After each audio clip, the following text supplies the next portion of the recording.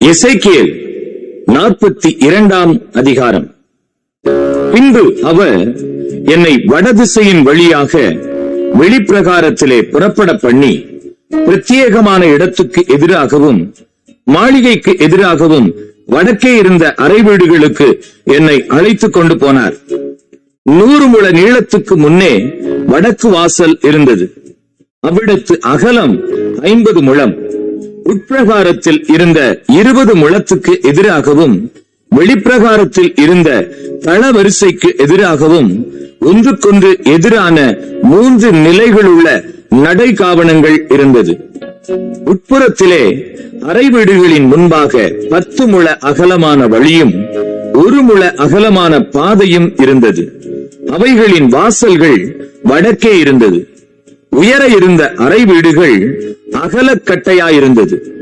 நடை காவணங்கள் கீழே இருக்கிற அறை வீடுகளுக்கும் நடுவே இருக்கிறவைகளுக்கும் அதிக உயரமான மாளிகையாயிருந்தது. அவைகள் 3 அடுக்குகளாயிருந்தது. பிரகாரங்களின் தூண்களுக்கு இருந்தது போல அவைகளுக்கு தூண்கள் இல்லை.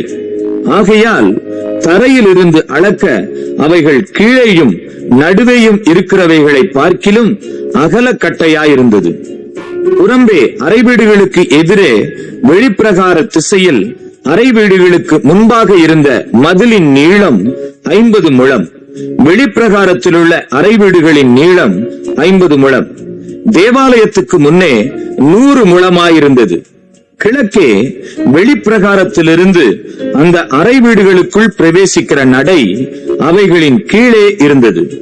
கீழ்த்திசையான பிரகாரத்து மதிலின் அகலத்திலே முன்பாகவும் மாளிகைக்கு முன்பாகவும் அவைகளுக்கு முன்னான வழியிலே அந்த அறை வீடுகள் நீளத்திலும் அகலத்திலும் எல்லா வாசற்படிகளிலும் வாசல் நடைகளிலும் வடதிசையான அறை வீடுகளின் சாயலாய் இருந்தது. தென் திசையான அறை வீடுகளின் வாசல் நடைக்கு ஒப்பாக ஒரு வாசல் நடைவழியின் முகப்பில் இருந்தது.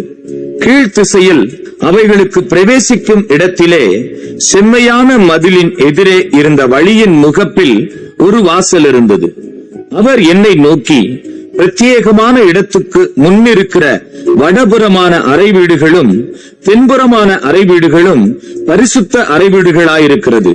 கர்த்தரிடத்தில் சேருகிற ஆசாரியர் அங்கே மகா பரிசுத்தமானதையும் போஜன பலியையும் பாவ நிவாரண பலியையும் குற்ற நிவாரண பலியையும் வைப்பார்கள். அந்த ஸ்தலம் பரிசுத்தமாயிருக்கிறது. ஆசாரியர் உட்பிரவேசிக்கும் போது அவர்கள் பரிசுத்த ஸ்தலத்திலிருந்து வெளிப்பிரகாரத்துக்கு வராததற்கு முன்னே அங்கே தாங்கள் ஆராதனை செய்து உடுத்தியிருந்த வஸ்திரங்களை கழற்றி வைப்பார்கள். அவ்வஸ்திரங்கள் பரிசுத்தமானவைகள். வேறே வஸ்திரங்களை உடுத்திக் கொண்டு ஜனத்தின் பிரகாரத்திலே போவார்கள் என்றார். அவர் உள்வீட்டை அளந்து தீர்ந்த பின்பு கீழ்த்திசைக்கு எதிரான வாசல் வழியாய் என்னை வெளியே அழைத்துக் கொண்டு போய் அதை சுற்றிலும் அளந்தார். கீழ்த்திசை பக்கத்தை அளவுகோலால் அளந்தார். அது அளவுகோலின்படியே சுற்றிலும் 500 கோலாயிருந்தது. வடதிசை பக்கத்தை அளவுகோலால் சுற்றிலும் 500 கோலாய் அளந்தார். தென்திசை பக்கத்தை அளவுகோலால் 500 கோலாய் அளந்தார். மேற்றிசை பக்கத்துக்கு திரும்பி அதை அளவுகோலால் 500 கோலாய் அளந்தார். 4 பக்கங்களிலும் அதை அளந்தார்.